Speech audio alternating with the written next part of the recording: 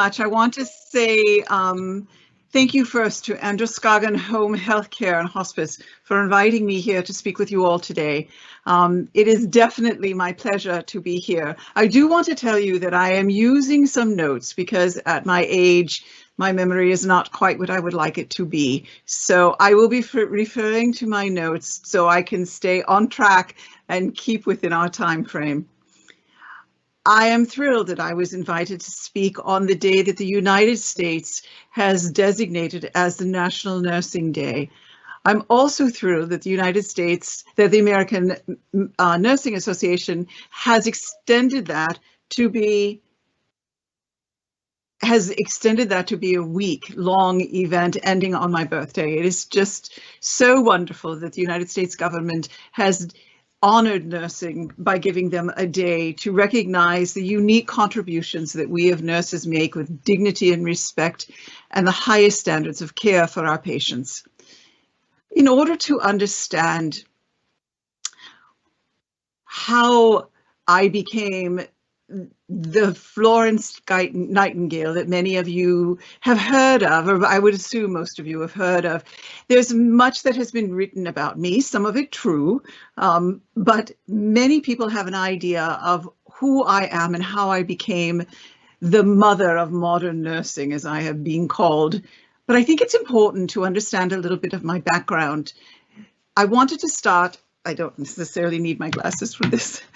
I wanted to start with my background. It's important to know that when I was born in 1820, I was born into a life of privilege.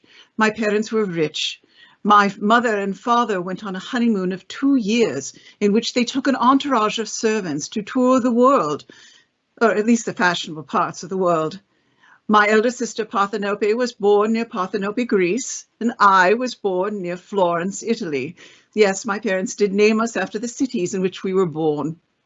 When I grew up, very little was expected of women who were born into wealth and privilege. I was expected to learn how to be a proper lady. I was given lessons in music. I spoke 5 languages. By the time I was 12, I was expected to learn how to curtsy and behave as a proper woman. I was expected to marry well, and I was expected to produce progeny. Beyond that, nothing was expected of me. I was never expected to have any kind of career. I suppose I could have been a writer, like the Bronte sisters or George Eliot, or I could have been someone who had a salon where the intelligentsia of the hoi polloi came. But in terms of having a career, having a life of being useful, that was certainly not expected and would definitely have been frowned upon. But several events occurred which changed my life and set the course of my life. The first one was when I was 12, my governess got married. Governesses who were married were no longer allowed to be governesses, so I needed to find a new governess. My father was rather unconventional and believed that girls should be educated the way boys were, a very, very radical thought in the 1800s. He convinced our mother that he could be our tutor. He had studied in Edinburgh, he had studied in Cambridge, and he decided that he would take over our education. He taught us math and history and philosophy and so much more. My sister preferred needlepoint. I preferred mathematics. My father knew everything I thought at that age, and what he knew, I wanted to learn. And for a while, it was amazing, but after a while, he realized that I had an intellect that craved even more than he could give. And I especially loved mathematics and statistics. Numbers are so specific, and I loved the order of numbers. He found a tutor for me, J.J. Sylvester. Mr. Sylvester coined the phrase graph and was fundamental in the development of matrix theory. Oh, the discussions that we had. The next thing that happened was I heard from God. I was fortunate to have God speak to me directly on 4 different occasions. The first time was when I was 17 years old, and I heard God calling me to a higher purpose. He was not specific, and I did not know what that purpose would be, so I waited for him to speak to me again.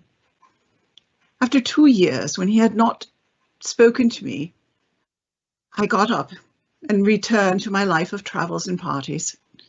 I had the opportunity to travel to Europe, where I met Sidney Herbert and Liz Herbert, and also where I had the opportunity to go to Kaiserwerth, Germany. There, I found my purpose. Kaiserwerth had a state-of-the-art nursing training school center for Protestant women. In Europe, nurses were a revered occupation, but they were done by Catholic nuns. I was not Catholic, I was Anglican Church. My family had been Anglican for for generations. The Queen was Anglican, I was going to stay Anglican. So to find in Kaiserwerth a place where Protestant women, Protestant ladies could become nurses was, as I realized, God sent me there. I loved it, but I knew I needed to study there. So after the tour, I came home and I told my parents that God had called me to be a nurse. My mother nearly fainted. It's important to realize that in 1851, the only nurses in England were prostitutes or women that were too old, too weak, or too drunk to do anything else. They were poorly paid, often stealing food from patients so that they could eat, and sleeping in the beds with the patients because it was warm and they would be tired on their night shift and need a place to sleep, so they would sleep with the patients. Born to wealth as I was, having any sort of occupation was not encouraged, but to be a nurse was scandalous. My parents said no, I could not go back, I could not study. This discussion with my parents went on for 2 years, but in 1853, I finally convinced my father and my mother to allow me to go back and study at Kaiserwerth, that I would not do anything else but that. So they relented. My mother, my sister, Parthy, and I went to Kaiserwerth. My mother and my sister went to the spas.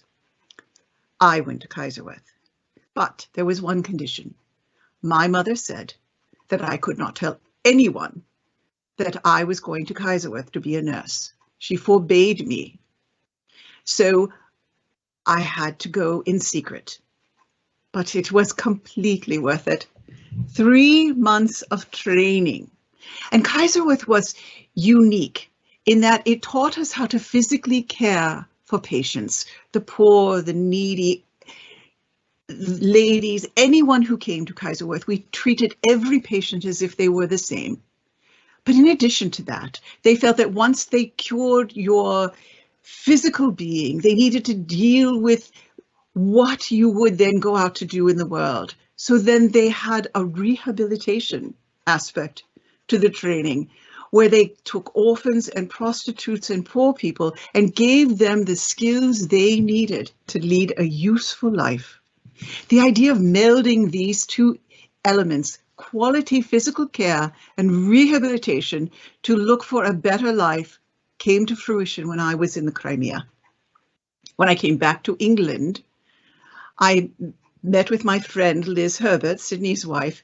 She was part of the women's board for the Institution for Invalid Gentlewomen, a hospital in England for poor, gentlewomen of little means who needed to go somewhere. She convinced the board to allow me to be the superintendent, saying that the ideas that I would bring would improve the care of the patients. They did. The hospital stayed within budget for the first time in its history. The Women's Board did think I was too radical because I insisted that the nurses not sleep with the patients. I wanted them to have their own rooms where they could pray and contemplate and prepare. I put ropes next to the patients' beds, leading to bells in the kitchen so that they could call for a nurse whenever they wanted one. I took the dumb waiters that was so common in English country homes to bring hot food up to the rooms into hospital so that they could create the hot food in the basement, in the kitchens in the basement, and then bring them up so patients had hot food instead of cold, congealed food by the time it got to them. And just when things were starting to go well, Sidney Herbert came to me. He was Secretary at War at this time and having problems in the Crimea. Crimea War was a war where the British and the French were against the Russians. He had heard that the French were sending female nurses to the front. And he thought, well, if the French can do it, of course, the British can. Liz had been telling him of all the things that I had been doing at the institution. He thought we were just what the army needed. I initially thought he was insane. The nurses under the army's direction? Nurses going to war hasn't happened since the signing of the Magna Carta, I told him, and the army would never, ever agree to it. But he insisted that they would. He told me that the nurses would be completely under my control and only I would report to the Army Military Medical Director. I would answer to him, but the nurses would answer to me. He promised me unlimited power in drawing on the government for whatever I thought I needed for the success of my mission. He wore me down. I said yes. I chose 38 women, Catholic nuns, Protestant women who had been working as nurses in Kaiserwerth, and other nurses that I knew had been working privately in homes. Today, we live in an age when physicians and nurses are thought of as a clinical team, but it was not that way in my time. It became abundantly clear early on that the care of sick men was the least of the army's concerns when I arrived at Scutari on the Turkish peninsula. To give you an idea of conditions, there were two hospitals, the Barracks Hospital and General Hospital. Both were in deplorable condition when we arrived. We were losing more men from dysentery than in battle. We were losing the war, not because men dying on the battlefield, but because they could not escape our hospitals. In the Barracks Hospital, when we first arrived, there were 4 miles of beds, 18 inches apart. We took off our petticoats so our skirts wouldn't brush against the beds and wake the men. When we first arrived, there were no basins, no towels, no soap to bathe the men, nor brooms to shoo away the rats. Bathing as it was done for the men was done with 30 men in slipper baths per day with the same water for each man. There were so many sick men in hospital that meant each man was bathed every 80 days. The boards the men lied on were filled with vermin, rats, lice, termites, ants, and saturated with everything offensive. There were no cleaning facilities for linen. There was no way to clean the linen, to clean any bandages, to clean the men's clothes, so the men would not give their dirty clothes away because they did not know if they would get them back. I immediately went to work on reforms that I knew would be needed in order for our men to survive. The doctors hated me and the reforms I instituted. The army found a myriad of ways to prevent me from getting supplies to our soldiers or to do anything. Initially, they would not even allow us to care for the men. All we could do was stuff mattresses and wrap bandages. But eventually, there were so many sick men, hospital would have collapsed without us, so they allowed us to begin caring for the men. The newspapers knew that I was in the Crimea. Sidney Herbert had made sure of that. It was such a radical idea. He wanted to make sure that the British public knew they were doing everything possible for their sick men. And so he made sure the newspapers knew. Now, at that point, the newspaper men were in the Crimea just as they are today. I think we call it embedded. And they found that the papers sold when they wrote about me and the work that we were doing. Initially, I hated the notoriety. I wanted them to write about the men, do something for them. But eventually I realized that I could use that notoriety to benefit the men. I created what was called, with the Times of London, I created what was called the Nightingale Fund. I had all my salary go to the fund, and anyone that wanted to could contribute money to that fund, and that money came directly to me, not to the army. And with that money, I could buy the supplies that the men needed. If I could not go through the military, I would go around them. We nurses are a resourceful group, are we not? And what were the reforms that I instituted? They may sound simple to you, but they were radical at the time. I instituted a building to clean the linens and the men's clothing and the bandages. We set up washing facilities.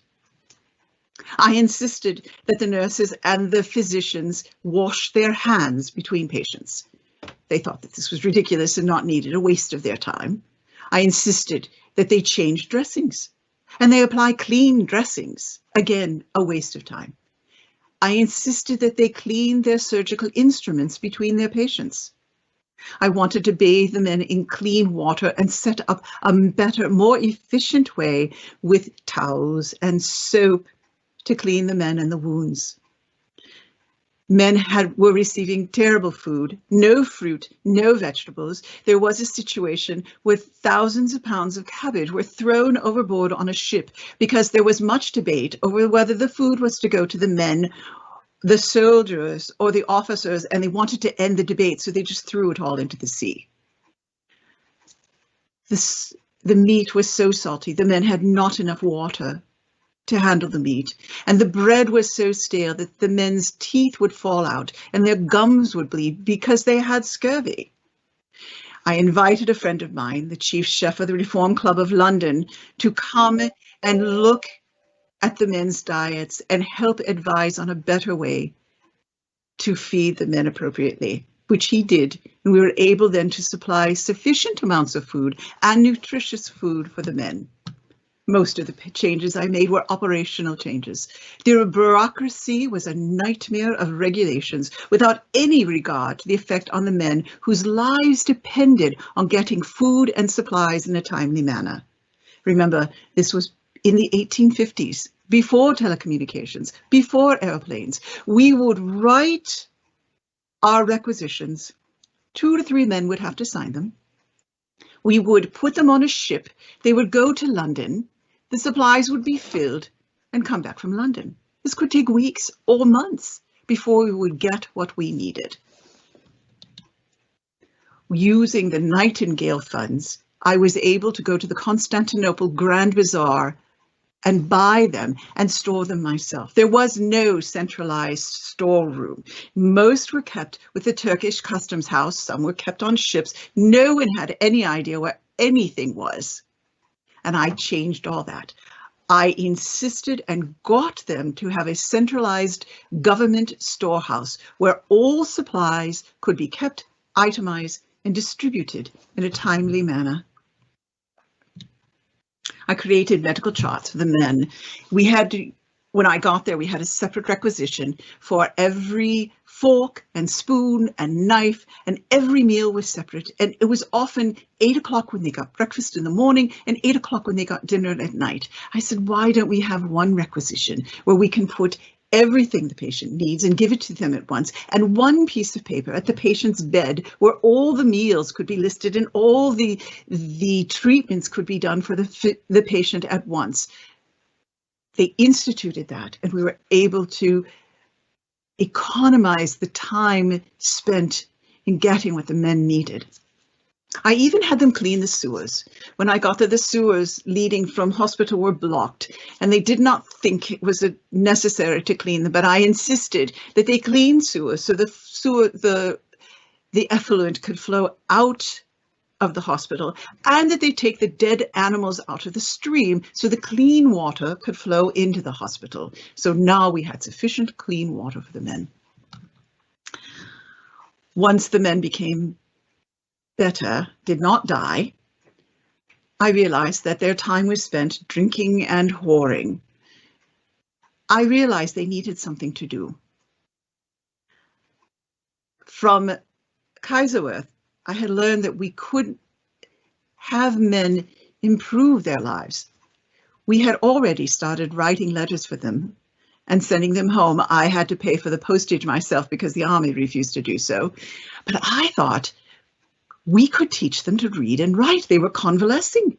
So I hired a tutor that I brought from England, and I taught the men to learn how to read and to learn how to write so they could write letters to their loved ones themselves.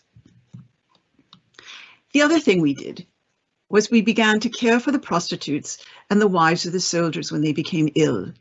Once they were well, they were utilized as volunteers for all those things that we as nurses had to do that were not directly related to patient care. They could wash and make the linens. They could do the cooking. They could fill the hospital requisitions.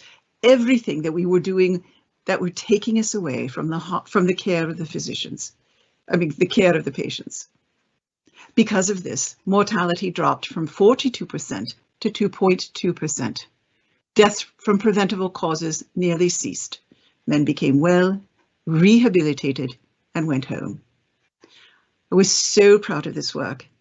The war ended. I came home and realized that I needed to find a way to let the British government know of all that we had done and use the data that I had gathered while I was in the Crimea to show them the reforms that were needed, so that when our men went to war again, because war is inevitable, that the reforms would also go along. I realized that there had to be an easy way for these men who were not statisticians to understand the data. So I created a coxcomb diagram, which was a combination of what we call now a pie chart and a bar graph. I was able to visually show the difference between deaths and mortality and infections prior to my reforms and as they changed, as the reforms had gone into place. The Times had taken care of the stories. I understood that you needed to do both. You needed to move people's hearts with the stories of the men, but you needed the data to show that it wasn't just one man getting better or two men, but a way to have a population improve. Scutari was just the beginning. When I came home, I started with the military. We reformed the army medical establishment. We made the barracks sanitary because I will tell you, they were in as horrible a condition as hospitals. We formed a statistical department in the army. And I formed the first medical school so that we could train them as doctors and not just surgeons whose response to everything was, well, to just cut it off. I had the privilege of creating the first curriculum for the first school for physicians. When I was looking at the mortality in India, I realized that there was an increase in mortality. I couldn't figure out why. And I realized that the uniforms that were so appropriate, the wool uniforms that were so appropriate for the military in Russia were completely inappropriate for India. So I found the correct material, worked with designers to find the correct design for uniforms and changed the uniforms. Mortality decreased. I designed hospitals with centralized nursing stations. When I started, the nurses were at one end, the patients were all at a different end. Made it impossible for nurses to keep an eye on all the patients. So we put the nurses in the center so we could see what was going on with our patients. I had windows installed that could open to allow clean air to come in. I realized that I could not improve the lives of the British soldiers in India and overlook the problems with the Indian people. So I created public sanitation. I formed the first nursing school for nurses and midwives. The Nightingale School for Nursing and Midwives took in common ladies and common class women and ladies who paid for the opportunity to come. I gave them a placement in a private home or hospital and a stipend upon graduation. I believed that nurses needed to have specialty training, and we needed to have specialty hospitals for groups of people. So we created specialty hospitals for pediatrics, for women, and for people with mental illness. We had done such a poor job that we needed to have complete reform on that. I contributed to the guidelines for the forming of the Geneva Convention and the British Red Cross, consulted with Clara Barton, your Clara Barton, on the Union side of your American Civil War, was planning to go there, and then, thank the Lord, the war ended. One of the other things that I did was look at district nursing. You call it home health nursing. In 1867, I said that the ultimate destination of all nursing is the nursing of sick in their own homes. I looked to the abolition of all hospitals and workhouse infirmaries by the year 2000. Obviously, I was a little off. Thankfully, we do not have workhouse infirmaries because we do not have workhouses, but hospitals are still with us. And I now am convinced that there are some cases where hospitals are the absolute appropriate place. There have been so many extraordinary advances in medicine in the last 154 years. The medical profession is doing things to treat the sick that I never even imagined. So hospitals are appropriate, but not for everyone. And your hospital at home and sniff at home movements are the latest example of the continuing movement that I saw in 1867 to move patients to be cared for in their own home, which is where they want to be. Initially, district nursing or home health nursing was run by society ladies, volunteers, committees who hired untrained women that they called nurses, using that term very lightly, to provide basic, unskilled care for people in their home. Their supervisors were also volunteers who were unskilled.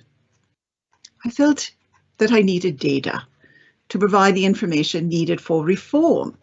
There was no uniform system for data collection, so I created my own forms, sent them to cities and towns, and asked the district nursing supervisors to complete the forms. The supervisors did not want to have the nurses complete the forms. They thought it was a waste of their time, and they also did not want the nurses to be trained. They felt that untrained nurses would be much more likely to listen to the untrained supervisors and the ladies' committees than trained nurses would be. They were probably correct. But in the late 1870s, I was still committed to the training of all nurses. So I began promoting training district nurses in London. I worked with the Metropolitan and National Association for providing trained nurses to the sick and poor. I created a questionnaire to determine the current status of district nursing and then published my findings, which led to the belief that training nurses was the best way to go to improve patient care. The Nightingale Fund paid for all the training. I have always seen the role of home health district nurses to not only provide physical care for patients, but also as health educators to teach patients and their families about illness prevention and sanitary measures, and created a pamphlet on the training of nurses and nursing the sick, where I talked about not only the need for providing the health education with an outline of what it should be, but also that every district nurse should receive 1 year of hospital training and then an additional 3 months of home health district training because of the unique needs of caring for someone in the home. I also suggested that once every 2 years, the nurses go back into the hospital for 3 additional months of training.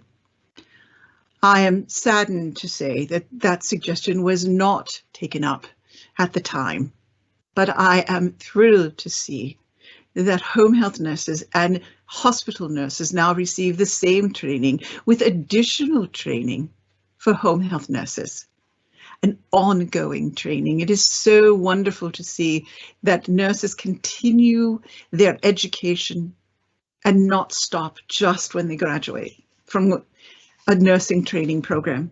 We nurses must always be learning, always growing in our profession.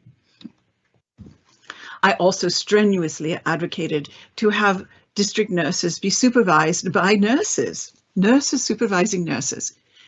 Happy to say that that was also a suggestion that was taken up, and so thrilled that it is continued today.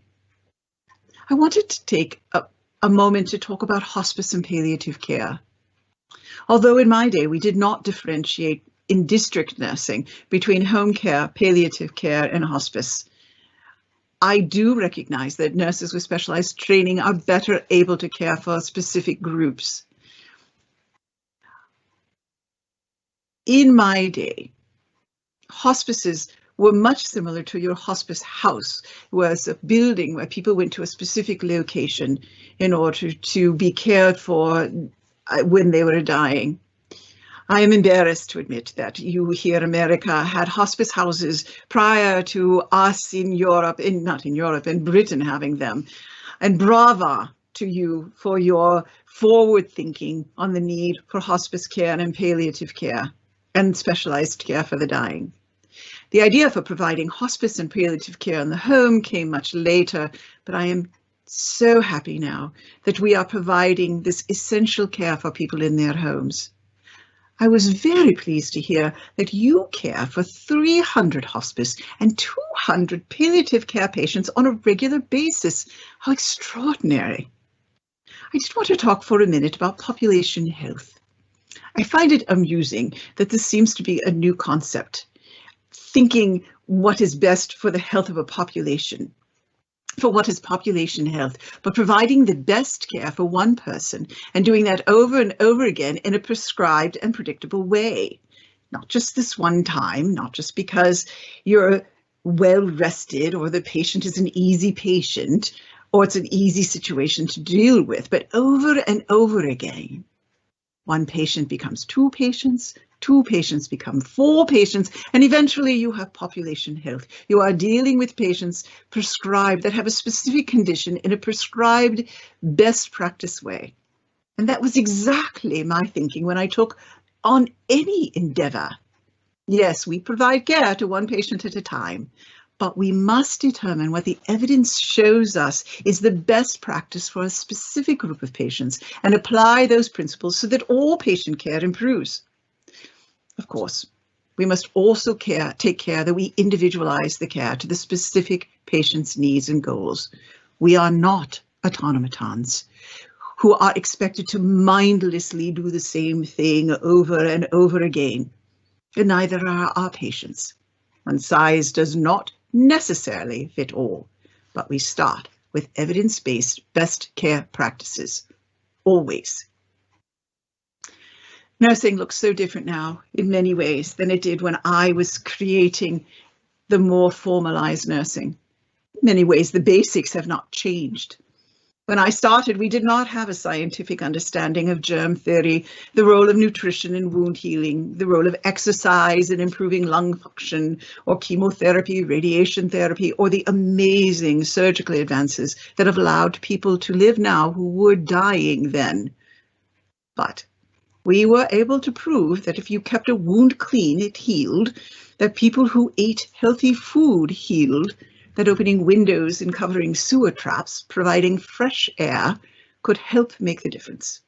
We knew that you should wash surgical instruments between patients.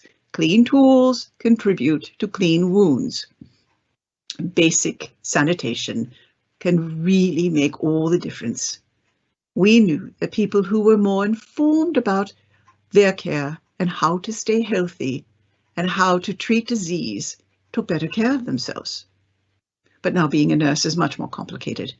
You have to know and teach the signs and symptoms of diseases, medication desired effects, side effects, contraindications, synergistic effects. You have to understand the synergistic effect of comorbidities and what they do, what happens to the patient and their ability to heal or manage their own diseases. We were aware of the social determinants of health, but there was little we could do to change because of society. You now have the resources we could only dream of, but you have to know how to access them. Much more is expected of you as nurses. As nursing moves forward to the 21st century, we must use the gifts that God has given us all, our compassion, our critical thinking, our ability to look at the patient holistically, and our teaching ability, and combine those with the tremendous force of technology available to us today to enable every nurse to have the information and the decision support tools at their fingertips, which allows each to practice to the full extent of his or her ability. We must all look to the future. In 1872, I said, for us who nurse, our nursing is a thing which, unless in it we are making progress every year, every month, every week, take my word for it, we are going backwards. That was true then, and it is more true than ever. Who better to lead the way, providing better care for patients, better ways for nurses to provide care than the clinicians who are on the front lines? Your voice is important. You are in the field. You see what works and what does not work. It is important that you each recognize your responsibility to move your profession, your work forward. I was a patient advocate in the Crimea and have remained one my entire life. Being a patient advocate is the essence of nursing. You at Androscoggin should be very, very proud of the work you are doing. You are leading the way in innovation. It is amazing and wonderful that you are able to touch so many people's lives in so many different programs. 1,400 patients in home health, 300 patients on home hospice, a 14-bed hospice house, 200 patients receiving palliative care, 300 pediatric patients, 200 patients at high risk for rehospitalization through your transitions of care program and your innovative use of telemedicine. The people of Maine are so fortunate to have you care for them. When the COVID pandemic first began, your senior staff stepped up and said, how can we support you and our patients? They provided PPE. They provided emotional support. Androscoggin strong. Senior staff presented you with frequent expressions of gratitude for the work that you are doing. I was told that in your resident facility, there was a COVID outbreak in the memory care unit, and within days, you had 100% of COVID positive patients on telemonitoring. And you used telemonitoring in a unique way to stay connected to your patients who were nervous and wanted to limit contact, but you knew you had to stay in touch with them to ensure that they received proper care. You worked with community paramedics to avoid potential ED visits, created an algorithm, brava, with local hospitals to treat COVID-positive elders based on patient goals. First agency in Maine to give COVID vaccines to the elders in their home. You said yes to whatever was asked of you. Always, always putting your patients' needs first. During this week, you are sending in innovative things that you have done during this crisis so that your staff can continue the work. I have spent a great deal of time talking about nurses because it is Nurses Week and because I am a nurse, but I am clearly aware of the need for all of the team. And I would be remiss if I did not acknowledge that, especially in home care, interdisciplinary teams are needed to care for patients. We as nurses rely on the expertise of our brothers and sisters who are PTs, PTAs, OTs, COTAs, speech therapists, social workers, aides, dietitians, chaplains, nurse practitioners, and physicians. Each clinician brings a passion for patient care and the unique skills and abilities that enable all of us to provide the care that each patient and their family deserves. And I would also be remiss if I did not also acknowledge the support staff. Using a colloquialism, you are the wind beneath our wings. The support staff works day in, day out behind the scene to allow every clinician to give the best possible care to patients. So bravo and brava to you as well. My work was the beginning. Your work is the future. You are leading us into the future. Thank you. Thank you.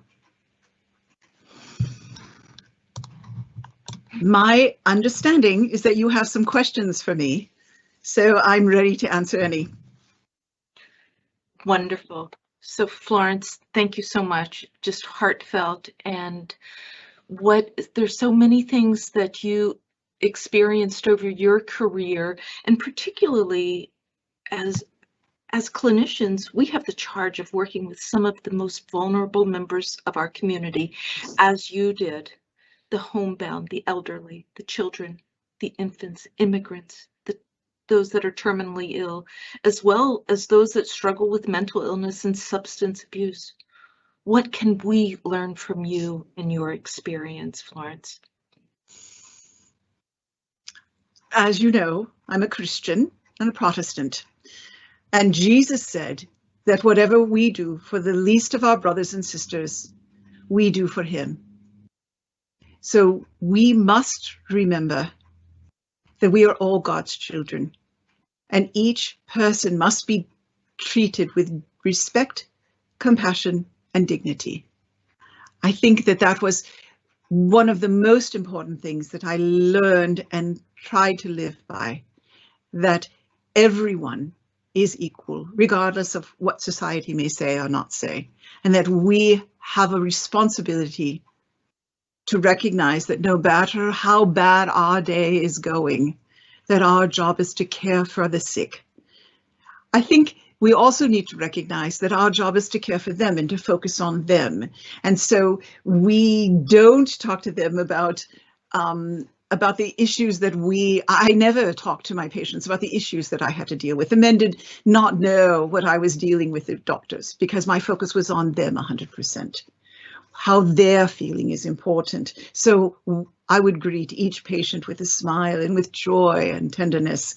Each person would need to know that I cared for them and that when I was with them, they were the most important thing to me, and my job was to help them. But we also need to remember, and I did ask, what they wanted. We have goals, we have things. I had many things that I wanted to accomplish, but I had to find out what the men wanted, what the patients wanted. So finding out what patients' goals are for their care is absolutely and fundamentally important. I learned that if I met the patient's goals, the patient would ultimately meet my goals as well for care. So combining those two together and working together as a team, I think, are the most important things that I learned. Thank you, Florence. So I have a couple of other questions that our clinical team has developed for you. Looking back on your career as a nurse, is there anything that you would have done differently?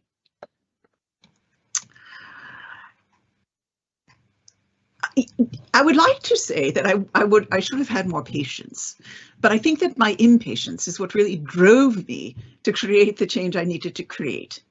So actually, I think I was asked to support women's suffrage, and I initially said no, not because I did not believe in equal rights for women. I'm still appalled in the United States that the Equal Rights Amendment has not passed, but because I did not feel that I had sufficient time to devote to it. But on hindsight, if I had been able to, what more could have happened? How much more quickly could it have happened if I had been able to take the resources, the networking that I had at my disposal? I had tea with the Queen very frequently. Some of the most influential men in Parliament were my close friends. I think maybe I could have moved things along faster. Eventually, I did join the women's suffrage movement, but I should have probably started sooner. I think that's it. Everything else, I think I don't really have any regrets. I did the best that I could. I woke up every morning and said, what can I do?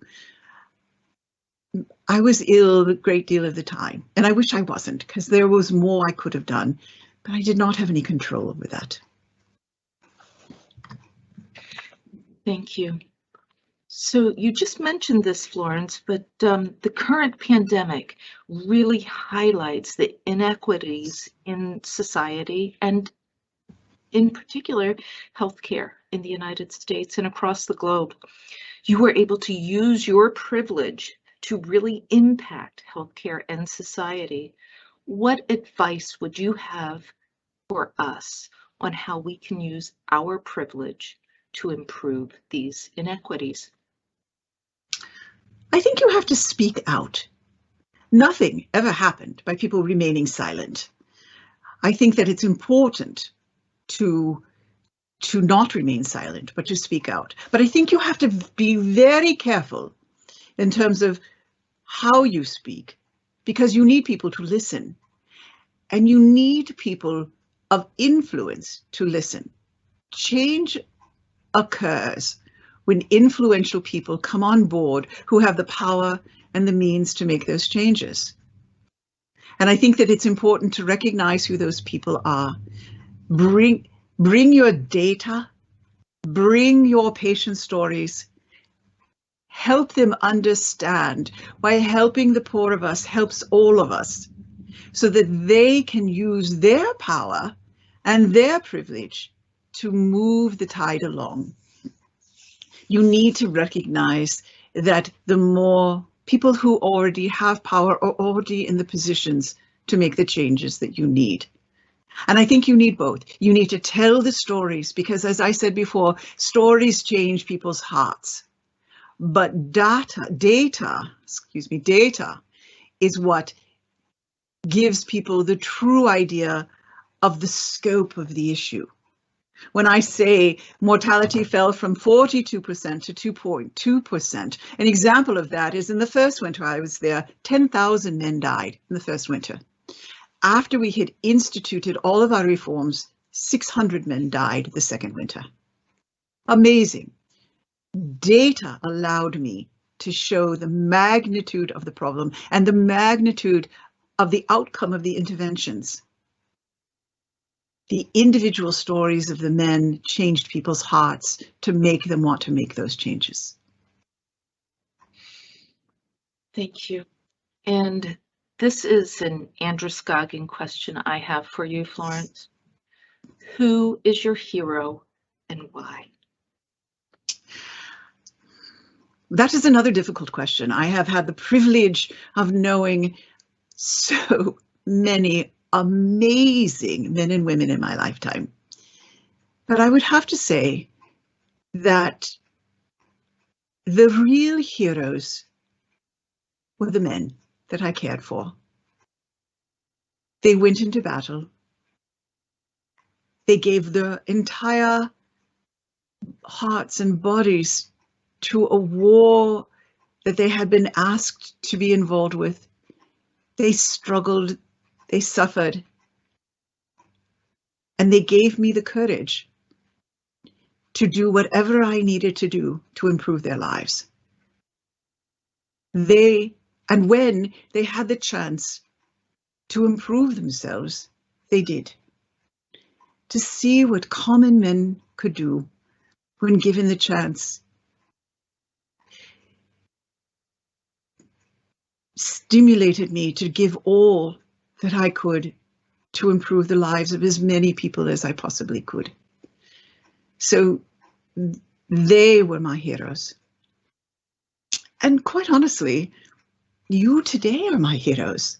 I look at the pandemic. I look at all you have done. It would be so easy to say, no, I'm not going to take care of these people. This is new. I don't know what to do. And yet every day you went out and you did what you needed to do.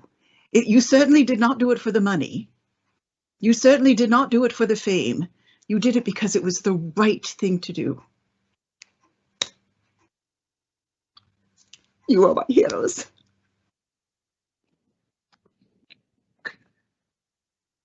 Kathy, I couldn't agree with you more. Our clinical team, they are my heroes. They are the heroes of our patients and our communities. We get called from all over the state in New England to take care of some of the most vulnerable patients, and to meet our patients where they need, and in their homes, and walk that walk. So I agree wholeheartedly. Kathy Duckett is a community nurse. She is a seasoned home health and hospice nurse of many years. She is a leader with a specialty in innovation and virtual health and telehealth, and moving the mark in moving our industry forward. Our clinicians, our clinical teams, both in home health, hospice, palliative care, in every aspect. So Kathy, you also are a gifted artist Thank you. in theater, and your passion for the theater you have just shared in just a tremendous monologue. And when we first met, that's exactly what you brought to the room. It was captivating, just as you have done for this last hour. Thank you very much. Thank We you. look forward to seeing you in person one of these days soon, and you are welcome to Androscoggin anytime. Thank you. Thank you so much. It was my pleasure, absolute pleasure to be here with you and share Florence with you. So thank you so much. I appreciate it. Be well. Thank you.